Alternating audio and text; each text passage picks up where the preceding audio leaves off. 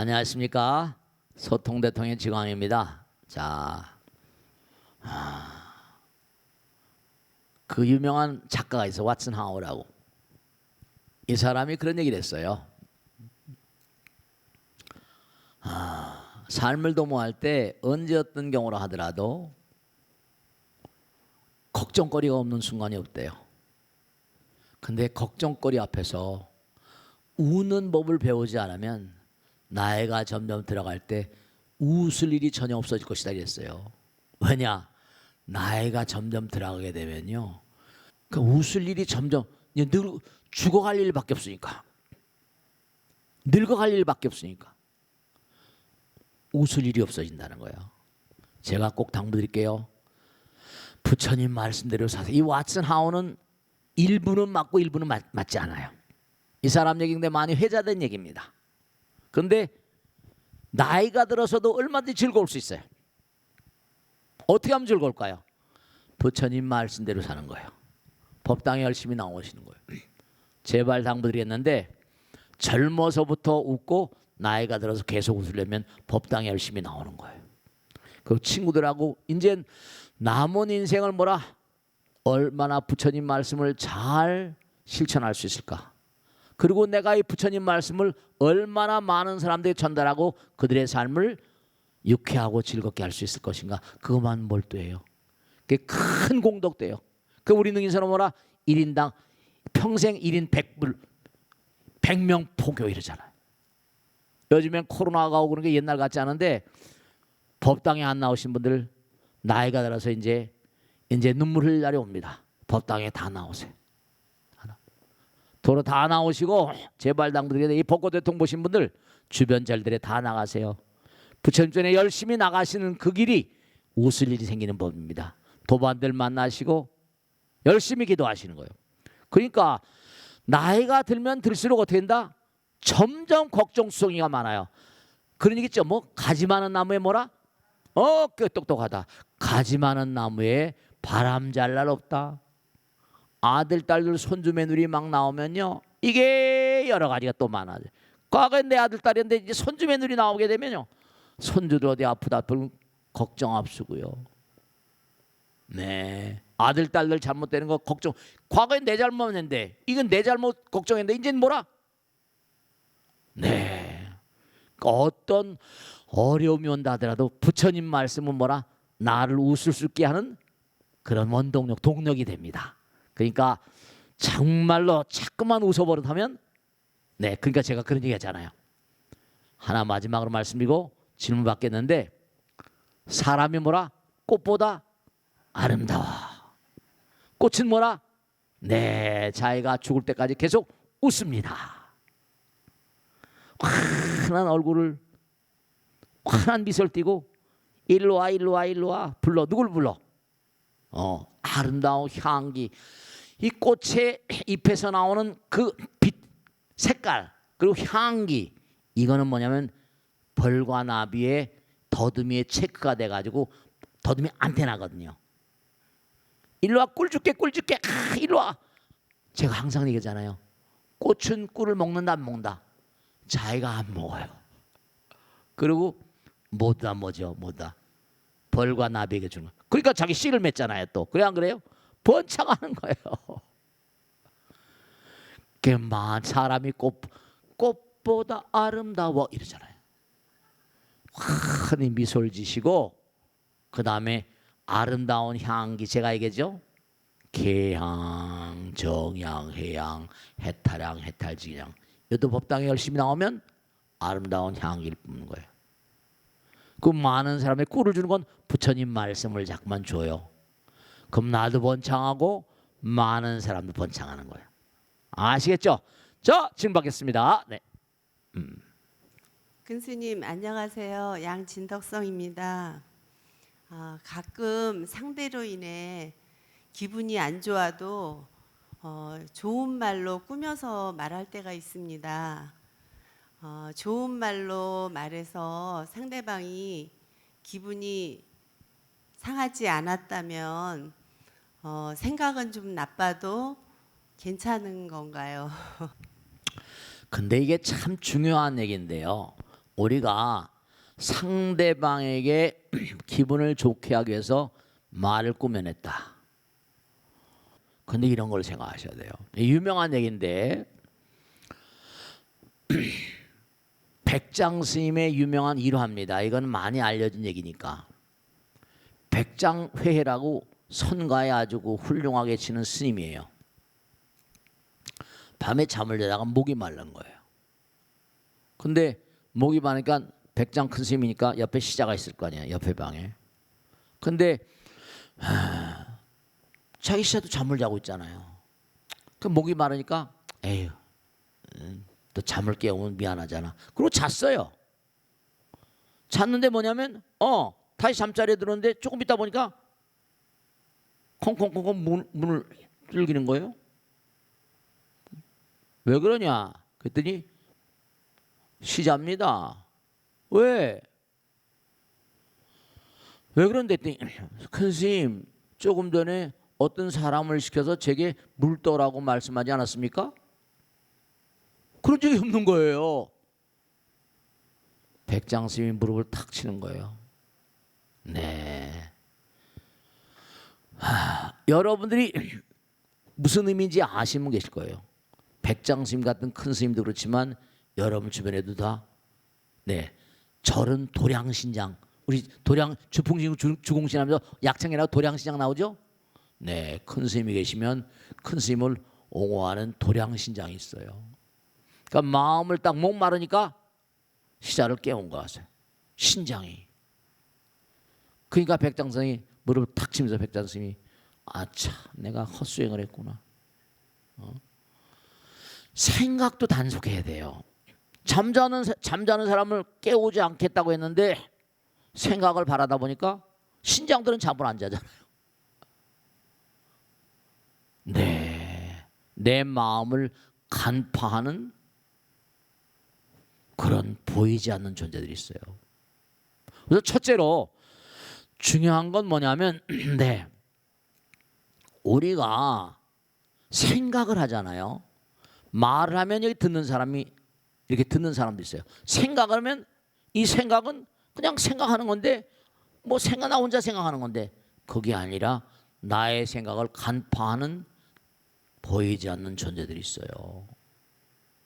우리가 기도를 하면 부처님께 진짜 들으실까? 그런 생각해요. 애상처하지 마세요.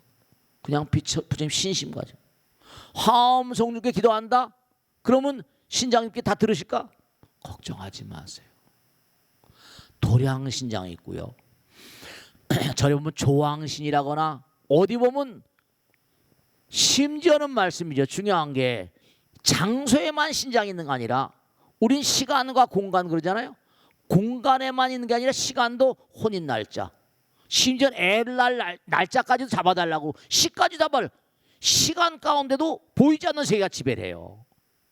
시간과 공간 망라하고 시간의 어떤 그런 지배력을 가진 그런 신장들이 손 없는 날 따져요 안 따져요? 그래야 따져요. 그게 맹탕 헛맹랑할까요? 천만의 말씀이에요. 그 이 백장 스님이 아이고 물을 먹고 싶은데 신장이 뭐라 그렇게 할지 꿈에도 생각 못했던 거예요. 여러분들 어떤 생각을 익히면 생각을 일으키기 전에 뭐라 뭔가 이렇게 하면 어떻게 마음 가운데 마음 있는 게 생각으로 떠오르잖아요. 생각이 말이 되잖아요. 그게 행동화돼서 보이지 않는 세계. 그러니까 여러분이 항상 난 말은 뭐라 새가 뜨고 반말은 쥐가 듣는 거예요. 그러니까 우선 첫째로 뭐라 고운 말로 상대의 기분을 상하지 않겠다면 그 말의 내용이 뭔지를 이 내용이 만약에 남편이나 주변 사람도 있고 누구하고 충돌이 나거나 그게 밝혀질 수가 있는 거죠. 그럼 어떻게 될까?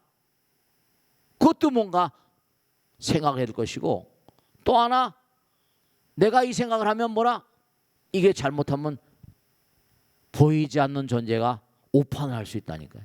나의 마음자리를 들여다보는 신장들이 계세요. 수호신이라고 그래.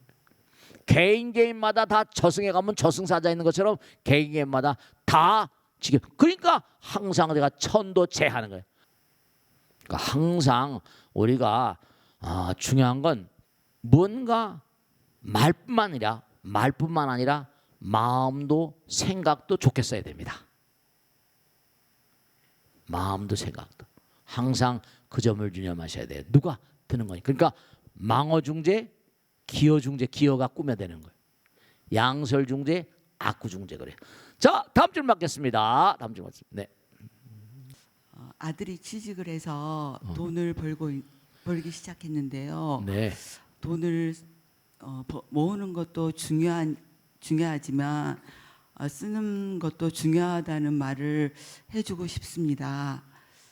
이와 관련돼서 부처님의 가르침이 있을까요? 네, 좋으신 말씀이세요. 네. 우리가 돈을 벌면 여러분이 돈을 많이 벌고 그러잖아요. 남편들이 돈 잘 벌고 그러시면 돈을 벌면 돈을 버는 것도 중요하지만 쓰는 것도 중요하다 이런 얘기 많이 하시잖아요. 네, 그래요. 버는 것도 중요하지만 쓰는 것도 중요합니다. 왜냐하면 내가 돈을 벌 때는 내 노력만으로 돈을 버는 건 절대로 아닙니다. 선생님 내가 노력했는데 아니에요. 주변에 많은 분들이 나를 도와주고 계시고 심지어는 우리가 무슨 사업을 시작할 때는 선산에 가서 인사하잖아요. 조상님 많이 도와주십시오. 조상님들도 오신 거예요. 그리고 마누라가 절에 나가서 열심히 기도하고요. 네. 그러니까 돈을 버는 것도 중요하지만 이 돈이 나에게 올 때까지 얼마나 많은 사람들이 정말 나를 위해서 기도했을까? 쌀 한 톨에도 뭐라 우주가 들어있다고 난리치는 판인데, 그러니까 부처님께서도 수입과 지출의 균형이 맞아야 된다. 항상 뭔가하니 그저 돈을 아끼라고 하는 게 아니에요. 그러니까 내가 버는 돈의 일부는 또 사업에 투자해야 돼. 재투자. 또 미래를 위한 준비. 그 다음에 뭔가 내가 그 돈을 벌어서 감사해야 될 대상들이 다 있다고. 왜냐하면 공덕을 짓지 않으면 더 커질 수가 없으니까. 그러니까 중요한 건 뭐냐면 내가 벌어서 많은 사람들에게 이렇게 의미롭게 쓴다면 그 사람 좀 훌륭한 사람이라고 합니다. 근데 내가 벌어가지고 아끼고 주위 사람들에게 베풀지 않고 그런 뭐라 많이 벌긴 했지만 굶어 죽는 개 같다 그랬어요. 그러니까 우리가 항상 부처님 말씀에 보면 균형을 맞춰, 균형을 수익과 지출의 균형을 맞췄어. 그래서 돈을 벌고 재물을 벌면 부처님께서 4가지 경계에 대해서 항상 유념하라고 그랬어요. 첫째로 부모, 그 다음에 자녀, 아내, 하인들, 일꾼들, 친구, 친척들을 일가권속들이에요. 행복하게 하고 뭔가 그들의 삶에 도움이 되는 그런 베푸름이 필요하다. 이건 사람들에 대한 거예요. 두 번째로 미래 재난에 대해서, 그 다음에 화재 수재, 불의 재앙, 물의 재앙, 또 나라의 왕들, 정치의 희생이 될 수 있잖아요. 그런 도둑들, 나쁜 어떤 그런 마음을 가진 그런 존재들, 또 그 다음에 뭔가 하니 이른바 말하면 나라에도 세금 바쳐야 되잖아요. 그런 나를 둘러싸고 있는 사회, 그 사회에 대해서 뭔가 하니 내가 앞으로 살아갈 때 보탬이 될 수 있는 그런 어떤 두 번째 관계. 세 번째는 뭐냐? 조상님들, 신들에게, 부처님께, 그 다음에 친척, 친지, 아까 나왔죠? 손님들, 특히 손님들에게 머리서 온 손님들에게 잘하고, 그 다음에 네 번째는 이른바 말하면 수행자들에게, 수행자들 도울 수 있게, 조상이나 보이는 세계죠? 수행자들, 스님들께 공양할 수 있는 정성을 다한 보시 같은 게 중요하다, 이런 말씀하셨다. 그러니까 항상 돈을 버는 거 좋지만 이 돈이 나에게 올 때까지 얼마나 많은 사람이 고생했는가. 엄마, 아버지의 조상들 두루두루 감사한 4가지. 첫째로 가족들, 친지들, 일꾼들, 둘째는 재난에 대한 대비, 나라의 어떤 세금 이런 등등의 왕의 나라에 대한 거. 그다음에 셋째는 손님들이라거나 외부에 오는 것. 그다음에 조상신 신령스러운 존재들 불보살과 신장 있게. 넷째는 수행자들에게. 이게 다 공덕의 대상들이 해야 될 일이 있으니까 뭐 많이 하고 적게 하는 게 문제가 아니라 그런 마음을 가져야 점점 커지는 거니까. 자, 다음 줄 받겠습니다. 네. 안녕하십니까, 스님. 73기 김광재입니다. 일전에 큰 스님께서 말씀하신 바가 계시는데요. 저희들 지혜가 있어야 분별이 없어지고 하나가 될 수 있다. 이런 말씀을 하셨습니다. 지혜의 중요성에 대해서 여러 번 말씀하셨는데요. 저희들 어떻게 해야 이 지혜력, 지혜의 힘을 증진시킬 수 있을지 말씀해 주시면 고맙겠습니다. 천수경의 나무 대비 관세음 원화 조득 선방편, 나무 대비 관세음 원화 조득 대지혜 이렇게 나와요. 천수경 다 아시죠? 아는데 이걸 제대로 하는 사람이 없어요. 나무 대비 관세음, 관세음보살은 뭐의 상징이에요? 대자 대비의 상징. 나무 대비 관세음이란 말은 뭐나? 몸과 마음을 대서 대자 대비한 보살, 관세음 보살께 기도하라. 정말로 나무 귀하라 이런 뜻이에요. 그러니까 순간 이 기질하거나 어떤 순간 지혜가 번뜩이는 건 나무 대비 관세음, 사랑의 마음, 자비심, 자비심이 아니고는 지혜가 번뜩일 수가 없다. 네, 제가 그런 결론을 내렸습니다. 여러분, 우리가 삶을 살아가는데 너무 지혜가 많이 필요해요. 네, 그래요. 정말입니다. 어떤 때 똥바가지를 뒤집쓰고 어떤 때 뭐라? 네, 정말로 어려운 일들, 괴로운 일들이 많아요. 남들에게 손가락질 당하고 막 그러죠. 그러니까 중요한 건 뭐냐면 우리의 지혜라는 거는 우선 첫째로 뭐냐? 첫째로 공부를 많이 해야 돼요.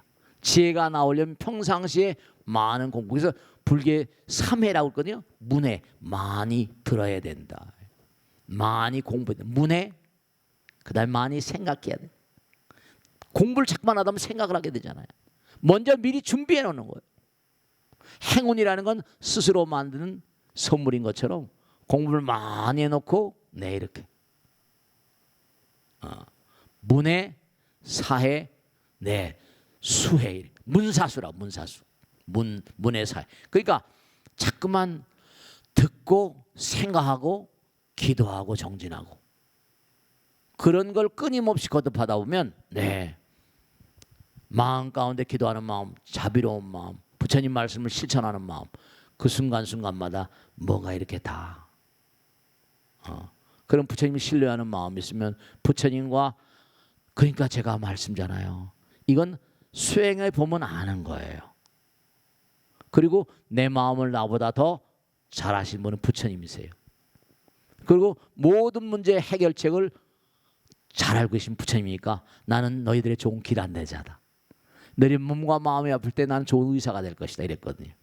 그러니까 항상 문관이 부처님 말씀 지혜를 수승하게 할 수 있는 방법은 네 사랑의 마음 같은 정말 자비의 마음 같은 그 지혜와 자비는 하나잖아요. 우리가 부처님 법을 수행하는 근본적인 이유는 부처님 되기 위해서 그렇습니다. 그렇죠? 부처님 법을 자꾸만 수행해 나가는 과정 가운데 보면 제가 그런 비유를 많이 드리잖아요. 우리가 어디 가려고 그러면 기차를 타고 가든지 뭘 타고 가잖아요. 버스 타고 가잖아요. 그럼 어떻게 돼요? 점점 가면 갈수록 목적지에 가까이 가잖아요. 근데 부처님을 향해서 자꾸만 가다 보면 여러분이 꼭 말씀드리는데 도고마성이라고 그때마다 이제 어떤 그런 마장을 건너가야 돼요.